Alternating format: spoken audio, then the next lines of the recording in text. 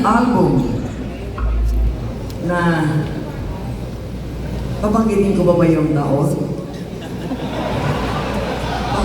Baka maniwala kayo. Wala sa Masdan Mo Kapaligiran, which was released 1978. Thank you.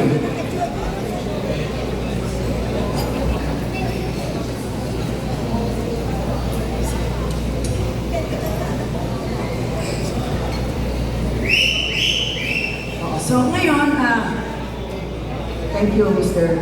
Gas.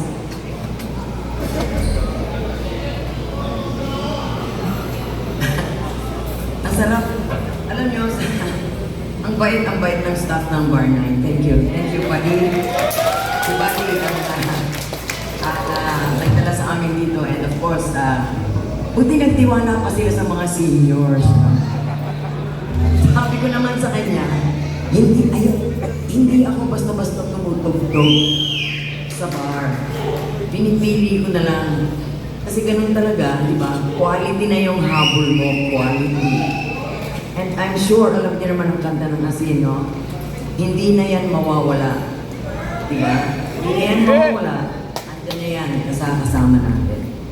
Ngayon mga kaibigan, kung naman kayo magseselos, gusto ko lang batiin dahil si Mike Hanapoli birthday niya ngayon, no? Wala man siya dito, bukas nandito siya, di ba? Oo. And of course, I'd like to greet happy birthday din kay Erica Haboya.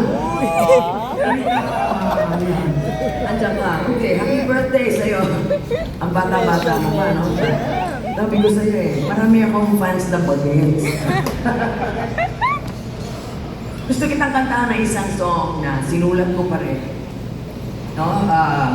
Para sa inyong lahat. At happy birthday din sa lahat ng nagse-celebrate ng birthdays nila ngayon. At saka, may dagdag ko lang. Bago po ang lahat, gusto ko rin batiin si Lolita Billboard Philippines Icon Award 2026.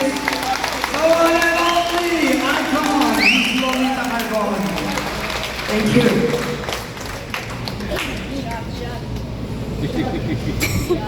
Okay yung tubig mo Matapang naman mo